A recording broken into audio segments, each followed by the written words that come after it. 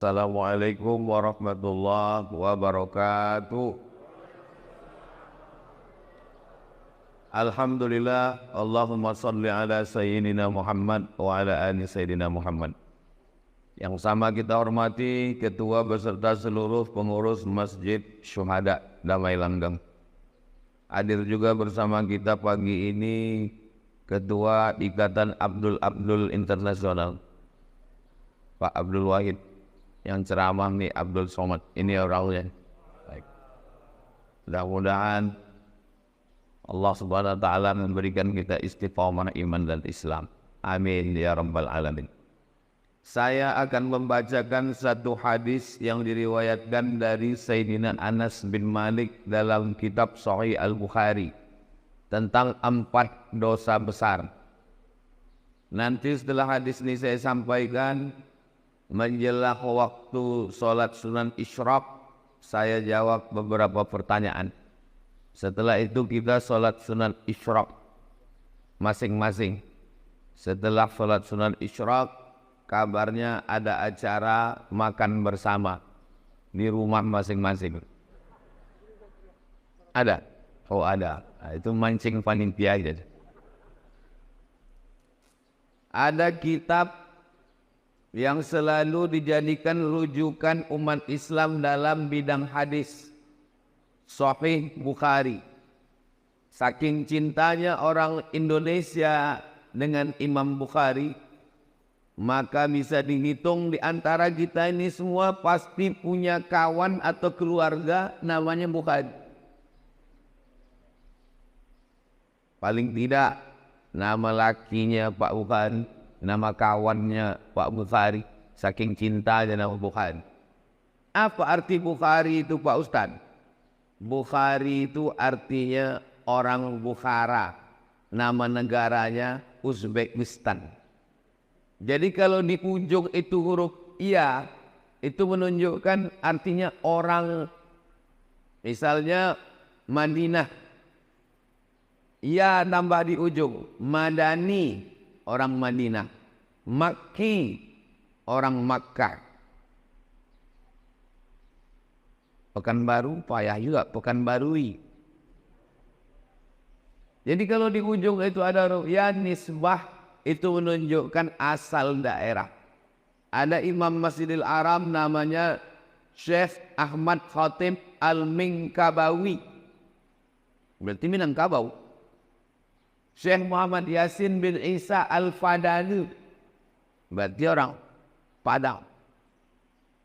Abdul Wahid Al-Indragiri, orang Inhil, Indragiri. Damai Langgengi, Damai Langge. Nah, jadi Bukhari itu bukan nama. Bukhari itu artinya orang Bukhara, Uzbekistan, berbatasan dengan Afghanistan. Yang mirip-mirip nama negaranya, Afghanistan, Uzbekistan, Tajikistan, Kirgistan, Pakistan. Ini adalah ulama besar. Nama lengkap dia Muhammad bin Ismail bin Ibrahim bin Al-Mughirah bin Bardisbah. Muhammad bin Ismail bin Ibrahim bin Al-Mughirah bin Bardisbah. Kenapa Ustadz hafal cuman sampai Bardisbah? Karena Bardisbah ini atupnya yang kelima, mu'allab Persia masuk Islam. Dia bukan orang Arab. Jadi kalau ada orang mengatakan, saya ini Pak Ustadz tak bisa bahasa Arab, tak paham Quran karena bukan orang Arab. Imam Bukhari pun bukan orang Arab. Tapi ada yang bilang katanya Ustadz Somad orang Arab. Arab cemas, Arab maklum. Jadi Imam Bukhari ini orang Persia, atuknya mu'allab, lalu kemudian umur 16 tahun dia pergi ke kota Makkah Al-Mukarramah melaksanakan ibadah haji. Lalu kemudian dari kota Makkah dia pergi ke kota Al-Madinah Al-Munawwarah, ziarah ke makam Nabi Muhammad SAW. Ketika sedang ziarah itu, sedang di Madinah, dia bermimpi berjumpa dengan Nabi Muhammad sallallahu alaihi wasallam. Ketika dia sedang bermimpi dengan Nabi Muhammad SAW itu, dia bermimpi dia sedang mengkibaskan kipas pengusir lalat. Lalu setelah dia terbangun, ditengok kitab takwil, makna mimpinya itu mengkibaskan kipas menghalau lalat, artinya bahwa dia membersihkan ajaran Islam dari hadis-hadis palsu. Karena lalat ini membawa bakteri kotor, najis. Maka mengkibaskan kipas menghalau lalat artinya menghilangkan hadis-hadis palsu dari ajaran Islam. Dan memang akhirnya dia menulis kitab yang isinya sahih semua. Itulah dia dikenal dengan kitab Sahih Al-Bukhari. Kenapa disebut sahih? Karena isi dalam kitab Sahih Bukhari itu tidak ada hadis dhaif, tidak ada hadis palsu, semuanya hadis sahih. Memangnya ada hadis itu yang palsu Pak Ustaz? Ada. Kasih contoh hadis palsu. Al-bazinjan syifa'un min kulli da'. Terong obat dari segala macam penyakit. Itu hadis palsu. Siapa yang membuat? Bang jual terong. Jual terong tulat. Tapi tidak semua hadis tentang makanan itu palsu. Habbatus sauda syifa'un min kulli da'. Hambah sauda, biji-biji hitam, sekarang sudah banyak dijual dalam bentuk minyak, dalam bentuk kapsul. Obat dari segala macam penyakit. Itu hadis sahih. Alaikum bisyifa'aini, hendaklah kamu berobat dengan dua obat penyembuh. Al-asal, madu. Hadis tentang madu ada yang sahih, ada yang dhaif, tapi tidak palsu. Jadi tentang hadis sahih, palsu, dhaif itu kita mesti serahkan kepada para ulama. Yang paling mudah kalau beli kitab hadis, tengok di bawah statusnya hadis sahih. Berapa status hadis? 4. Yang paling tinggi sahih. Di bawah sahih hasan. Di bawah hasan dhaif. Di bawah dhaif maudhu'. Contoh hadis dhaif. Allahumma barik lana fima razaqtana wa qina azabannar. Dhaif.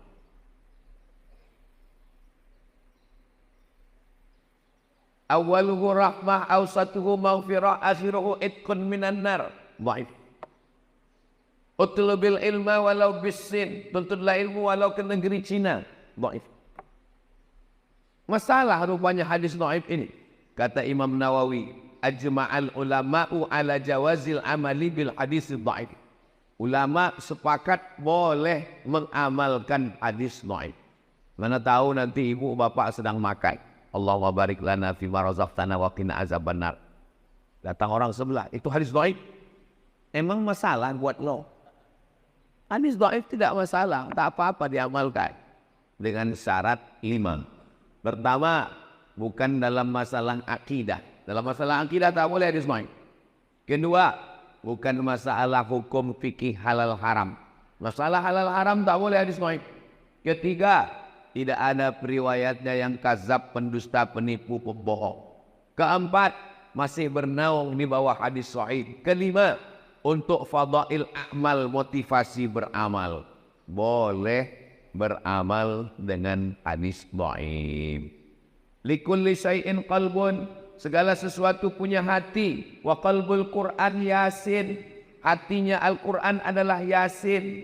Iqra'uha ala mautakum, bacakan surat Yasin pada orang mati. Hadis dhaif boleh diamalkan karena bukan masalah akidah, bukan masalah hukum halal haram. Tidak ada periwayatnya yang kazab, pendusta, penipu, pembohong. Masih bernaung di bawah hadis sahih dan dia untuk fadail amal, motivasi beramal. Ini dikaji di pondok-pondok pesantren. Pondok pesantren yang di antara tua di Sumatera Barat, namanya Pondok Pesantren Inyak Canduang.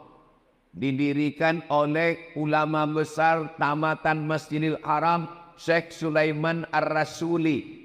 Syekh Sulaiman Ar-Rasuli Inyak Canduang bersama dengan Inyak Jaho membuat organisasi namanya PERTI, Persatuan Tarbiyah Islamiyah. Komisi Fatwa Perti Riau namanya Abdul Somad. Ini orang. Pesantren Inyak Candong itu punya alumni. Nama alumninya Abdul Wahid. Ini orang. Jadi beliau ini tamat pesantren Inyak Candong. Lalu kemudian melanjutkan ke UIN Suska, Fakultas Tarbiyah. Lalu kemudian menjadi DPRD Provinsi Riau 2 periode. Lalu kemudian DPR RI. Dan sekarang balihonya banyak berserak-serak. Asal nampak baliho 3, itu beliau ada saya satu, salah satunya saya. Tadi saya tengok baliho ini 3, rupanya 3 gambar saya. Adapun hadis yang mau kita kaji ini bunyi hadisnya, Su'ilan Nabiyu sallallahu alaihi wasallam anil kabair, an akbaril kabair. Nabi ditanya tentang dosa apa yang paling besar. Ada dosa besar, ada dosa kecil, ada dosa besar, ada dosa terbesar di antara dosa besar. Dalam hadis ini ada 4 dosa paling besar di antara dosa besar. Yang pertama kata Nabi, al-isyraku billah, syirik, mempersekutukan Allah. Siapa yang mempersekutukan Allah ini? Makanya nama perbuatannya syirik. Orangnya namanya musyrik. Kata mereka Tuhan itu ada jantan, ada betina. Tuhan yang jantan namanya Allah. Tuhan yang betina namanya Lata. Ada Lata, ada Uzza, ada Manat, ada Hubal, ada Jibti, ada Tawun, ada Naham. Tuhan jantan namanya Lata, Tuhan betina namanya, Tuhan jantan namanya Aziz, Tuhan betina namanya Uzza. Tuhan jantan namanya Manan, Tuhan betina namanya Manat. Tuhan jantan namanya Allah, Tuhan betina namanya Lata. Nikah Tuhan jantan sama Tuhan betina tadi, lahirlah anak-anak Tuhan. Anak Tuhan itu malaikat-malaikat, banatullah, anak Tuhan. Jadi tentang cerita Tuhan punya bini dan punya anak, itu kerja orang musyrik. Dari mana pemikiran Tuhan berbini beranak ini? Ini datang dari budaya Yunani kuno. Ada Tuhan jantan namanya Zeus, yang sekarang sudah masuk dalam game online dan judi online. Zeus ini punya bini Tuhan. Lalu lahirlah anaknya laki-laki turun dari langit ke bumi. Nama anaknya itu Hercules, anak Zeus. Bini Zeus mati. Kemudian Zeus berbini lagi. Bininya yang kedua ini jahat, kejam, memusuhi Hercules. Itulah setan. Jadi kalau ada bini jahat berarti tak ada saya bilang begitu. Jadi mitologi namanya. Ketika datang Nabi Muhammad SAW, ajarannya yang pertama adalah jangan syirik. Makanya kalau orang mau masuk Islam, dia mesti bisa mengesampingkan ini semua. Ajaran pertama dalam Islam, la ilaha. Kau jangan menyembah pokok kayu. Menyembah pokok kayu itu syirik. Karena menduakan Allah. Kita diajarkan 17 kali sehari semalam. Iyyaka na'budu wa iyyaka nasta'in. Ini sekarang banyak orang iyyaka na'budu wa duku nasta'in. Kenapa berdukun itu syirik? Karena dukun-dukun berkawan sama setan. Dukun mintanya ke setan. Saya tak percaya Pak Ustadz dukun itu mintanya ke setan. Buka Quran juz 29. Ada satu surat namanya surat Al-Jin. Kenapa surat Al-Jin? Bapak dengarkan aja pengajian. Ya, baik. Karena pengajian subuh ini sudah direkam. Kenapa surat Al-Jin? Karena memang makhluk jin itu ada. Siapa yang tak percaya kepada jin, berarti dia tidak percaya kepada surat Al-Jin. Kalau tak percaya kepada surat Al-Jin, berarti tak percaya kepada Quran. Jadi kalau ada orang katakan, kau jangan percaya kepada jin. Loh, oh memang ada dalam Quran. Yang tidak boleh itu adalah percaya bahwa jin bisa menguasai kita. Itu yang tak boleh. Karena yang berkuasa hanya Allah. La haula wa la quwwata illa billah. Makanya sebelum tidur malam dibaca Al-Fatihah sekali, Qul huwallah 3 kali, Al-Falaq sekali, An-Nas sekali, ayat kursi sekali, dihembuskan ke tapak tangan, disapukan ke muka, ke kepala, ke badan. Dibacakan Fatihah sekali, Qul huwallah 3 kali, Al-Falaq sekali, An-Nas sekali, ayat kursi sekali, dihembuskan ke air, diminumkan, dimandikan. Air yang sudah dibacakan ayat-ayat tak boleh dipakai cebok. Diminum habis. Takut saya terkencing-kencing Pak Ustaz, siramkan ke pokok bunga. Kalau terganggu, yang anak gadis, yang cantik-cantik, jangan sombong. Karena tak semua laki-laki itu bisa menerima kenyataan. Nanti sakit hati dia, diganggunya pinggir jalan. Adek, mau tak nikah sama abang? Diam kau kucing kurap, wih. Diambilnya air liur itu, dibawanya ke dukun. Dukun minta ke setan, dibacakannya mantra. Kak kang telingo bosi mulut tersongkang gigi terkunci. Makan mie ayam, nampak muka jantan tuh bergelombang. Makan bakso, nampak muka dia. Pas mau makan gulai sate, nampak dia. Siang malam terbayang-bayang, makan tak kenyang, tidur tak lelap, kena pelet. Saya di rumah ada juga pelet ikan koi. Maka anak-anak kita diajarkan membaca-baca. Bang Abdul Wahid pun perlu juga ini, tak perlu kita ajari, dia tamat pesantren. Membaca-baca. Kenapa? Tidak semua orang niat baik, dukun, santet, jin, setan, segala macam. Saya jadi Dewan Juri Musabaqah Tilawatil Quran Kabupaten Indragiri Hulu di Pematang Rebak. Pagi-pagi, pergi saya mau sarapan. Pas mau sarapan dipanggil orang. Ustaz Somad, Ustaz Somad. Ada apa? Saya bilang, tolong Pak Ustadz, ini diganggu jin. Rupanya ada anak gadis perempuan, matanya wow. Orang itu rupanya udah membacakan ayat kursi, jinnya tak keluar. Suruh orang itu saya membaca, tak mungkin saya nolak. Masa LCMA nolak? Gengsi lah. Sebetulnya saya tak pernah meruqyah, tapi karena di ruqyah. Orang itu kenapa jinnya tak keluar? Dibacanya pelan. Allahu la ilaha illa huwal hayyul qayyum. Mana mau dia keluar? Pas disuruh saya membaca, saya bacakan. Karena perempuan tak boleh kita pegang kepalanya. Nah, kalau ada nanti orang ruqyah bilang, ini mesti dipegang. Ini jinnya kuat ini. Itu hantu dia tuh. Saya baca ke telinga sebelah kanan dari jarak jauh. Allahu la ilaha illa.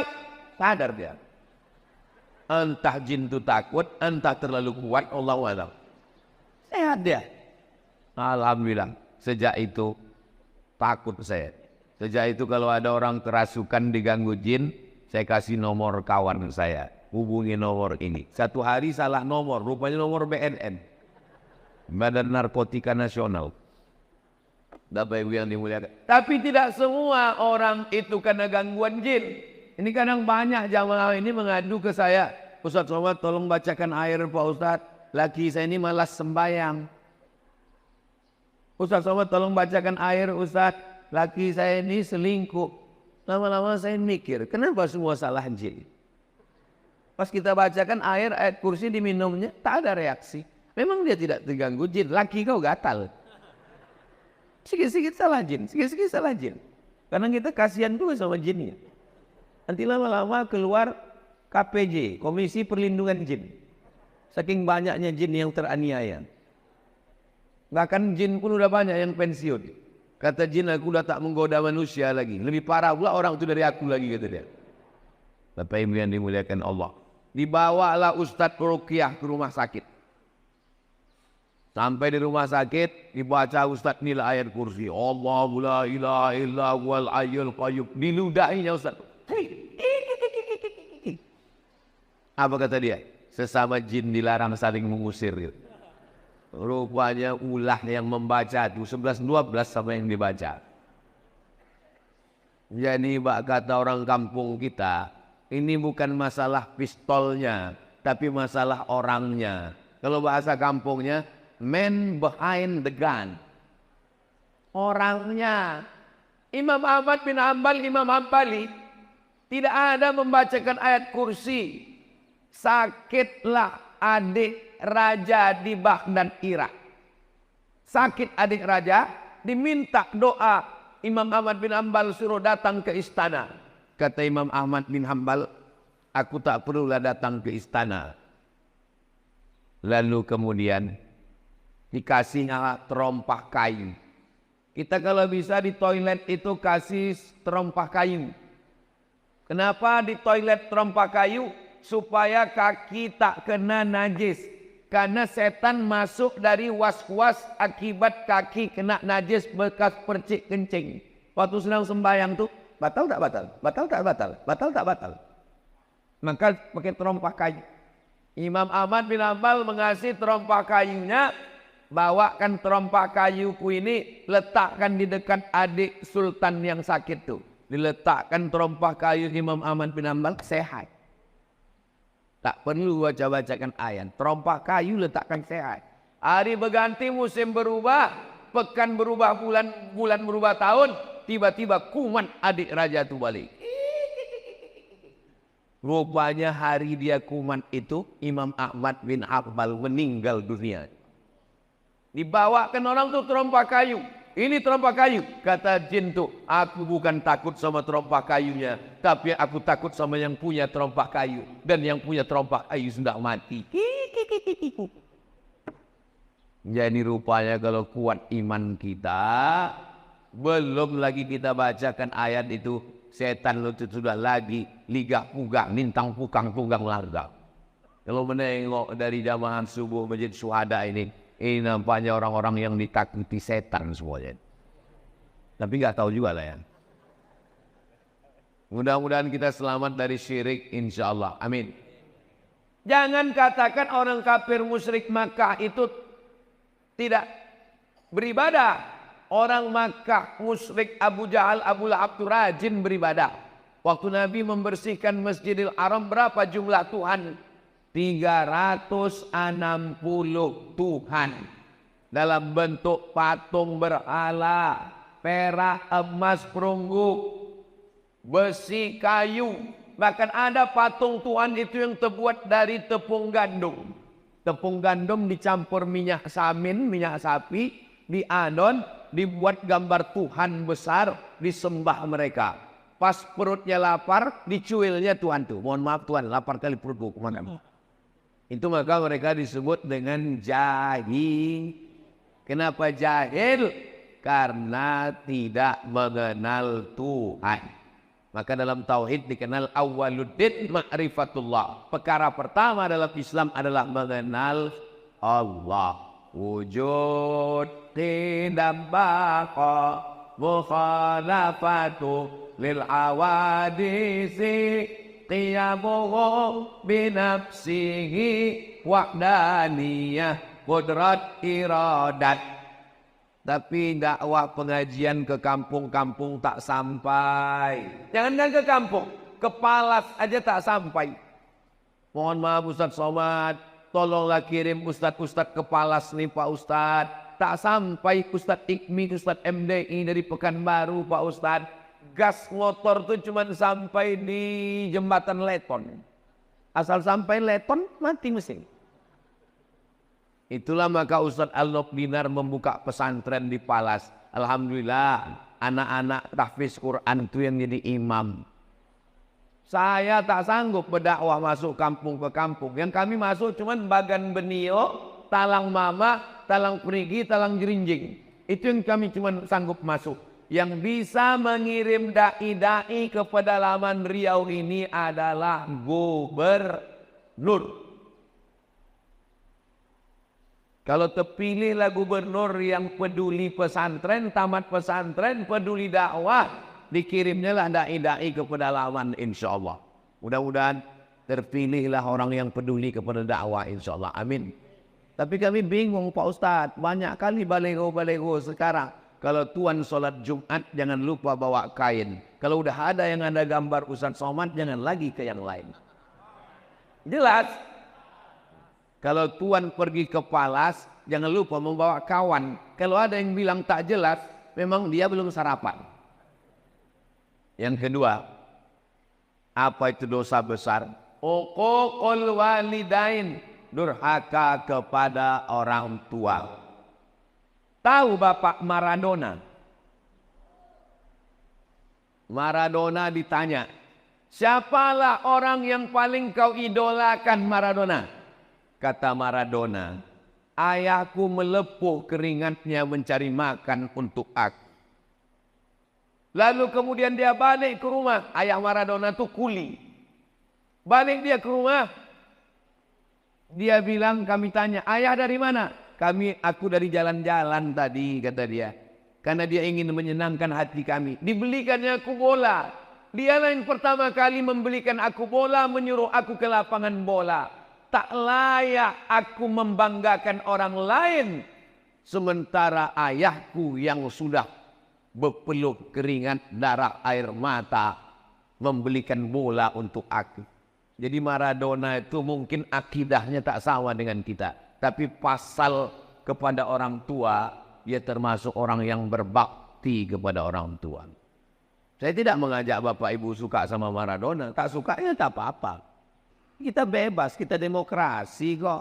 Tapi jangan caci maki, sumpah serapah, ejek mengejek, bully membuli. Begitu juga dalam hal masalah pilkada ini. Jangan, beda biasa. Tapi jangan caci maki, sumpah serapah. Kalaupun ngejek, hati-hati juga. Ini survei kan udah 35%. Susah mengejarnya. Kalaupun ngejek, ya sekedarnya aja lah. Susah nanti memperbaiki hubungan kita. Saudaraku yang dimuliakan Allah Subhanahu wa Ta'ala. Jadi, masalah orang tua, mudah-mudahan anak-anak kita ini semua anak-anak yang berbakti kepada orang tua insyaallah. Amin. Yang ketiga, yang dosa terbesar itu adalah qatlun nafsi, membunuh. Membunuh, benci, sakit hati sama orang, sewa preman, tabrak, mati, kecelakaan, padahal membunuh. Sakit hati sama orang, pergi ke dukun, santet, dibunuh pakai jin. Jin bisa membunuh. Sahabat Nabi ada yang meninggal dibunuh jin. Namanya Sa'ad bin Ubadah. Dibunuh jin di dalam toilet. Memang sudah sampai ajalnya, mati syahid. Kita sebelum masuk ke toilet, Allahumma inni a'udzubika minal khubusi wal khaba'is. Begitu kita bacakan Allahumma inni a'udzubika, maka langsung badan kita itu dipasang Allah penutup sehingga jin setan yang ada di toilet itu tak bisa menengok kita. Saya pergi ke stasiun kereta api Pringsewu. Bahasa Jawa sewu itu artinya apa? Simu. Sewu, simu. Pringsewu, stasiun kereta api 1000 kamar yang ada di Semarang. Sampai di atas, kereta api ini punya Belanda. Sampai di atas saya ditunjukkan sama guide-nya. Ustadz Somad, ini ruangan jenderal Belanda. Toiletnya di luar. Jadi rupanya Belanda itu dulu tahu toilet itu tempat setan, dibuatnya jauh-jauh. Itu beda orang dulu sama orang sekarang. Orang dulu makannya di rumah, buang air besarnya di luar. Orang sekarang makannya di luar, buang air besarnya di kamar. Ustaz Somad ini ngomong gitu macam toilet dia tidak di rumah aja. Toilet saya di rumah, tapi ada dindingnya, ada pintunya. Ditutup, mau tidur malam ditutup. baca doa. Mau masuk ke dalam Allahumma inni a'udzubika minal khubuthi wal khaba'is, dipasang Allah semacam protek pelindung, ketutup badan kita ini semua. Jadi orang yang tak baca doa Allahumma inni a'udzubika minal khubuthi wal khaba'is, masuk ke toilet, ditengok jin, ditengok hantu, ditengok setan. Syukur-syukur setan itu kalau cuma nengok. Kalau dia streaming, hidup aja kamera, ditonton semua sama kawan-kawannya. Masa setan itu canggih juga punya handphone macam kita Pak Ustaz. Baca buku Isa Daud dari Mesir. Judulnya Al-Hiwar Ma'ajinnil Muslim. Teknologi jin lebih canggih daripada teknologi zaman kita sekarang. Mana buktinya? Jin Ifrit. Jin Ifrit sanggup memindahkan kursi Balqis dari Yaman ke Palestina sebelum Nabi Sulaiman berdiri. Kata Nabi Sulaiman, ayyukum ya'tini bi'arsyiha qabla an ya'tuni. Siapa yang sanggup membawa kursi Balqis dari Yaman ke Palestina 3000 km sebelum Ratu Bilqis sampai, apa kata jin Ifrit? Ana atika bi qabla an taquma min maqami. Aku bisa memindahkan kursi Balqis dari Yaman ke Palestina sebelum kau tegak dari tempat duduk. Tegak dari tempat duduk itu berapa detik? 5 detik kalau tak kena osteoporosis. Cobalah tegak. 1, 2, 3, 4, 5. Pindah kursi Balqis. Ada sekarang orang yang bisa memindahkan ini 5 detik ke Palestina? Tak ada. Kalau ada kita minta jasa dia memindahkan supaya Benyamin Netanyahu itu pindah ke Damai Langgeng. Sampai sini baru kita gulai dia. Asam podeng. Uquful walidain, durhaka pada orang tua yang keempat. Pertama, syirik. Kedua, durhaka orang tua. Yang ketiga, membunuh. Yang keempat, syahadatuz zur, kesaksian palsu. Jangan bersaksi palsu. Saya nggak pernah bersaksi palsu Pak Ustaz. Orang kalau sudah disebut saksi palsu, bayangan dia di pengadilan, ditanya hakim, apakah saudara melihat peristiwa ini? Saya melihat Pak Hakim, padahal dia tak menengok. Jangan lupa, kita bersaksi palsu ini bukan di pengadilan. Bersaksi palsu di mana? Di masjid. Di masjid kita bersaksi palsu. Berdirilah keluarga ahli waris. Apakah jenazah ini baik? Baik. Kau sudah memberikan kesaksian palsu. Bukan kau kenal siapa dia. Tak koruptornya dia. Tak makan haramnya dia. Saya kalau ditanya jamaah, dan saya belum pernah seumur-umur menjebak jamaah. Saya kalau ditanya orang, apakah jenazah ini baik? Aku tak tahu. Mana kita tahu? Tapi kalau orang itu baik, memang saya bersaksi. Beberapa jenazah saya tulis di Instagram. Aku bersaksi orang ini baik. Kita bersaksi. Ada hadisnya tentang bersaksi jenazah ini, ada hadis sahihnya. Lewat jenazah. Waktu lewat jenazah, orang memuji. Dia orang baik, dia orang baik, dia orang baik. Apa kata Nabi? Antum syuhada'ullahu 'alal ard.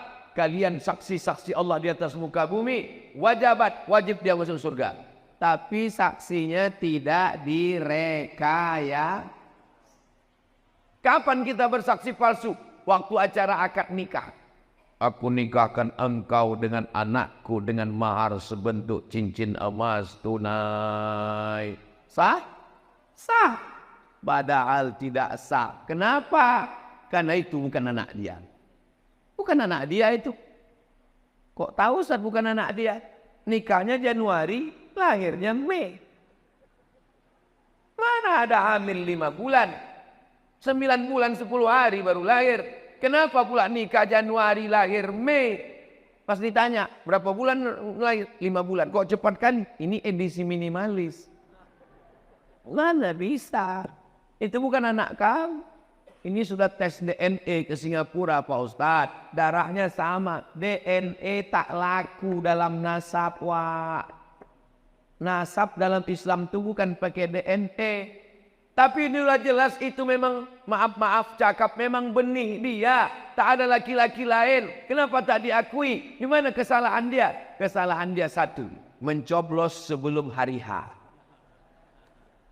Kertas yang dicoblos sebelum tanggal 27 November tidak diakui KPU. Jelas? Apa yang jelas ini? Jelas nasab tadi tak diakui. Karena dia sudah ada sebelum akad nikah. Jangan nikahkan anak yang hamil. Malu. Dulu di Pinang tak dikasih. Datang orang Minang baik-baik tak dikasih. Muncul niat jahatnya. Tanam pinang rapat-rapat supaya puyuh tak dapat lari. Sudah Pinang tak dapat. Aku bawa ke hotel, ku hamili, kata dia. Nauzubillah. Tanya orang tua sekarang. Lebih mau makan di daun daripada makan di pinggan. Di Pinang tak mau. Mau mencari menantu kaya. Mau mencari menantu hebat. Sudah hamil baru tahu rasa. Barulah dinikahkan. Itu nikahnya menurut mazhab Syafi'i sah. Nikahnya sah. Yang jadi masalah setelah lahir anak. Lahir anak tak boleh dibinkan ke dia. Karena itu bukan anak dia. Lahir anak. Mati si bapak, anak ini tak dapat hak waris karena mereka tak ada hubungan nasab. Lahir anak laki-laki, setelah itu lahir adiknya perempuan. Ini si abang anak pertama ini tak bisa jadi wali bagi adiknya karena mereka dianggap saudara seamak bukan saudara seayam. Meninggal tak dapat warisan. Menikah kebetulan anak hasil coblos sebelum hari H tadi anak itu perempuan 25 tahun umurnya cantik dipinang orang. Tak bisa kau walikan pak. Itu bukan anakmu. Lalu walinya siapa kalau dia mau nikah nanti? Fasultanu waliun man la waliyalaha. Walinya adalah wali hakim pakku. Enggak enak lah Pak Ustaz. Saya dulu kenapa ya?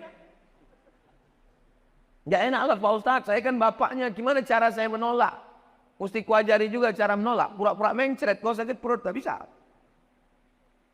Kalau ditanya Pak Kua, mohon maaf Pak Kua, aku tak bisa mewalikan ini. Pak Kua tahulah, iyalah bukan bapak aja, memang udah begitu, udah kebanyakan sekarang kan. Jaga anak-anak kita Pak, jaga anak-anak kita Bu. Saya ini lemah penceramah Ustadz. Yang bisa menjaga itu adalah pemimpin yang bisa memasukkan pendidikan agama ke sekolah umum, merendahkan biaya pendidikan pondok pesantren. Ustadz Al-Nob ini pimpinan pesantren Nurul Azhar Palas. 1 tahun 25 orang gratis. 25 orang, sekarang 100 orang gratis. Laki-laki di Palas. Saya di Mahat Az-Zahra, Limbo Panjang perempuan, setahun gratis 25. Setahun cuma 100 orang yang sanggup kami gratis. Jadi Ustaz Somad menggratiskan santri di Limbo Panjang, 100 gratis, yang lain bayar. Dari mana Ustaz bisa dapat duit 100 itu? YouTube. Jadi kalau ada orang memfitnah saya memang sakit hati saya. Itu Somad itu beli mobil itu dari YouTube tuh. Itu maka bunyi knalpotnya tuk.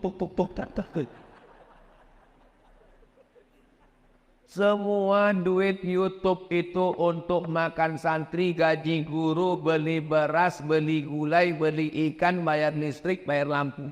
Tidak pernah duit YouTube ini masuk ke rekening saya. Masuk semuanya. Ustaz ku tengok keliling kemana-mana dengan Bang Abdul Wahid. Kenapa Ustaz berkeliling? Apa salahnya sesama Abdul saling tolong menolong? Ini jangan-jangan Ustaz dapat duit banyak ini Pak Ustaz. Tanya Ustaz Al-Nob.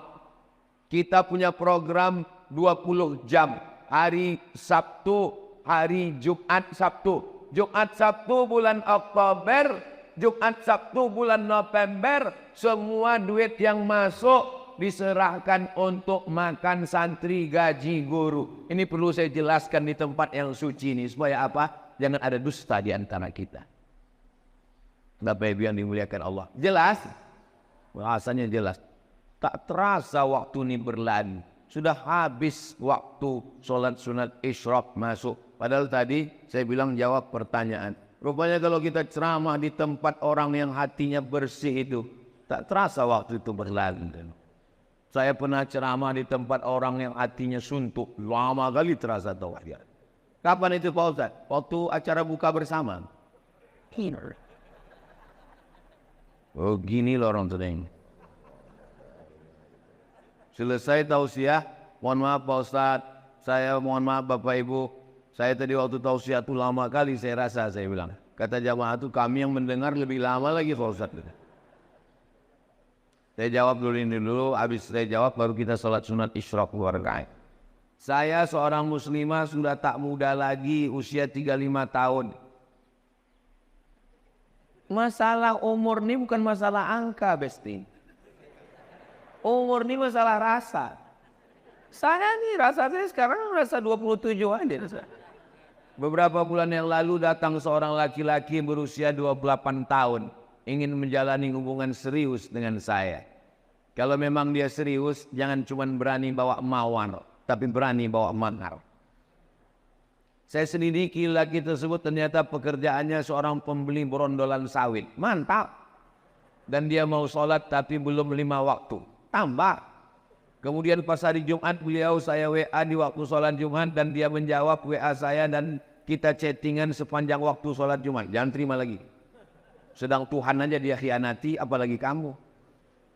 Dan saya menolak beliau dengan alasan perbedaan usia yang jauh. Masalah umur tak masalah. Nabi Muhammad dengan Khadijah jauh 15 tahun, tak apa-apa. Dalam hati saya karena pekerjaan beliau yang saya ragu kehalalannya. Yang jadi pertanyaan, ini curhat banyak kali nih. Apa pekerjaan sebagai pembeli berondol itu halal? Jual belinya sah, pekerjaannya halal. Selama tidak ada unsur tipu, tidak ada unsur kazib bohong, tidak ada unsur zulm aniaya, maka jual beli berondol sah. Apakah saya salah berdosa karena telah menolak sinyal jodoh dari Allah di usia saya? Istikharah. Masalah dia tak sembahyang Jumat udah kena pancing sekali kasih tahu. Bang, kemarin kita chatting hari Jumat tuh, kenapa kau chatting terus? Berarti kau tak sembahyang Jumat. Dek, sebetulnya abang musafir.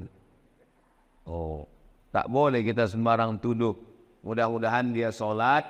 Kalau dia mau bagus, terima dia dengan baik. Mudah-mudahan jadi keluarga yang sakinah mawaddah warahmah, insyaallah. Amin ya rabbal. Hah? Mana?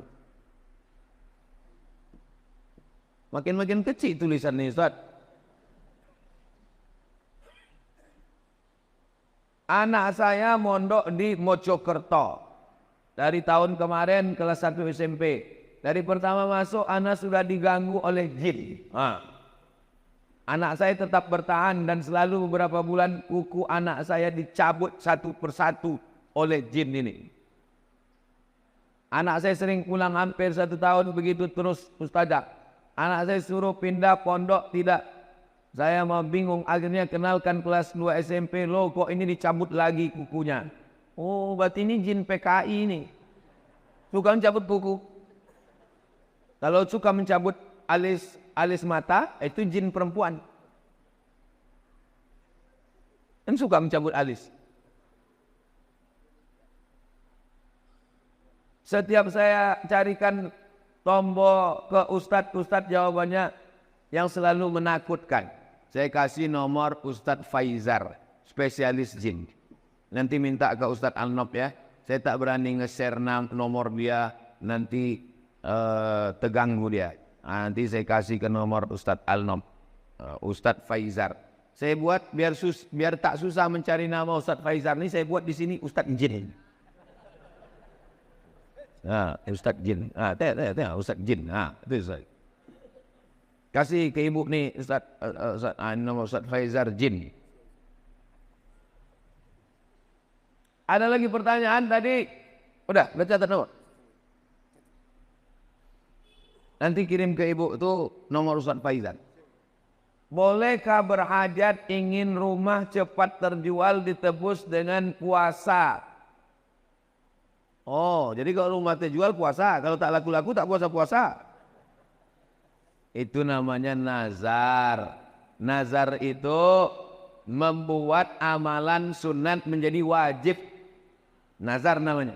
Aku bernazar nanti kalau begini-begini aku akan, kalau lulus anakku ini PNS aku akan berkurban.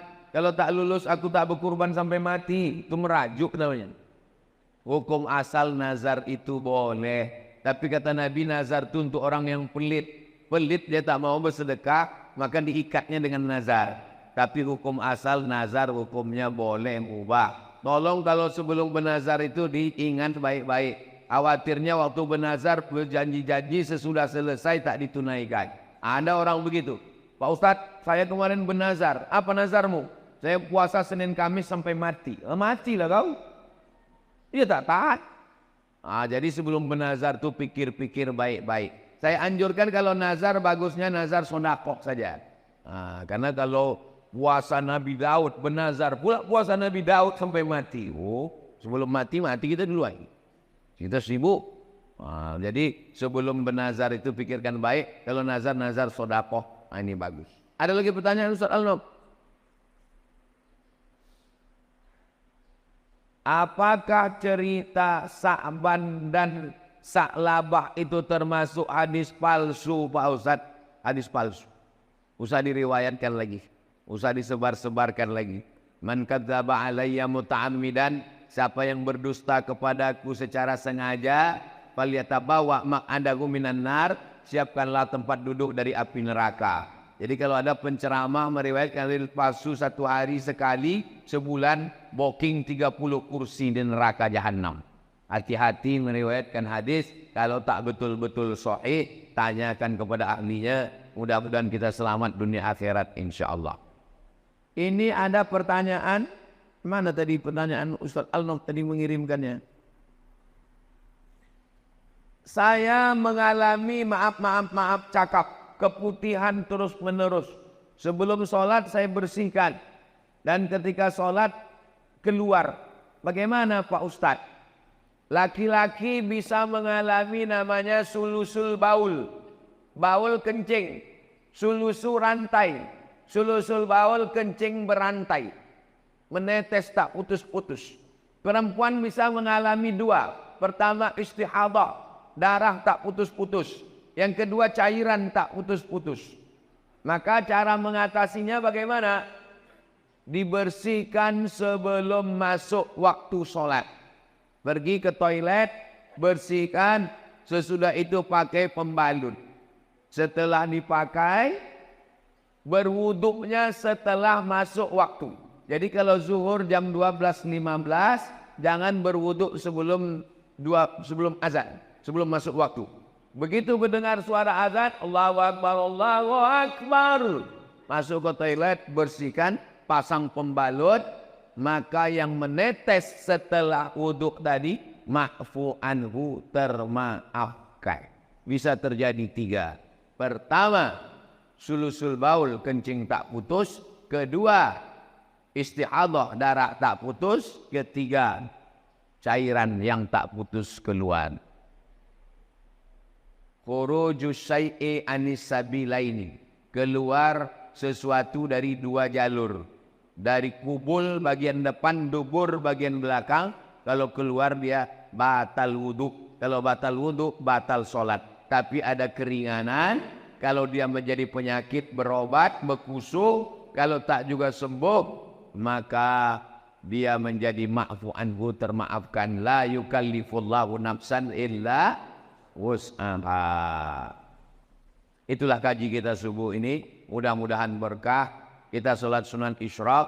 Habis itu nanti kita tak tahulah tahap kata panitia. Habis itu kami nanti akan lanjut ke Pasar Pagi, lanjut ke dialog. Habis itu kami ke Rokan Hulu, ke Pasir Pangarayan, ke Ujung Batu. Jadi Ustaz Somad ini keliling-keliling terus nih sampai kapan? Sampai tetes darah penghabisan. Tanggal 27 November, hari Rabu, jam 12 siang, tutup TPS, barulah selesai. Ala hazihin niyah al-Fatihah. A'udzubillahi minasyaitonirrajim. Bismillahirrahmanirrahim. Alhamdulillahirabbil alamin. Arrahmanirrahim. Maliki yaumiddin. Iyyaka na'budu wa iyyaka nasta'in. Ihdinas siratal mustaqim. Siratal ladzina an'amta 'alaihim ghairil maghdubi 'alaihim waladdallin. Amin. Allahumma salli ala Sayyidina Muhammad wa ala ali Sayyidina Muhammad. Assalamu alayka ya Rasulullah. La tada' lana dzamban illa ghafarta. Pulang kami dari masjid syuhada ini bersih dari dosa-dosa. Wala dainan illa qadaita. Tolong kami lepas dari hutang piutang riba. Wala maridan illa syafaita. Yang sakit-sakit angkat penyakitnya. Wala mayitan illa rahimta. Yang meninggal dunia ampunkan dosanya. Wala aziban illa zawajata. Yang belum menikah jumpakan dengan jodohnya. Wala raghiban illa anjabata. Berikan keturunan soleh solihah anak penghafal Quran. Ya qadiyal hajat, engkau menunaikan hajat. Iqdi hajatina, tunaikan segala hajat kami. Allahumma rzuqna imaman adila, berikan riau pemimpin yang adil dan amanah. Pemimpin yang takut kepada engkau ya Allah. Pemimpin yang peduli kepada anak yatim, fakir miskin ya Allah. Rabbana taqabbal minna innaka antas samiul alim wa tub alaina innaka antat tawwabur rahim. Rabbana atina fid dunya hasanah wa fil akhirati hasanah wa qina azabannar. Wa sallallahu ala sayyidina Muhammad wa ala alihi wa sahbihi wa sallam walhamdulillahi rabbil alamin. Taqabbalallahu minkum minna wa minkum taqabbal ya karim. Salat sunat Isyraq 2 rakaat, habis itu baru kita bersalam-salaman. Usolli sunatal Isyraq raka'ataini lillahi ta'ala. Terima kasih segala perhatian, mohon maaf segala kesilapan. Wassalamualaikum warahmatullahi wabarakatuh.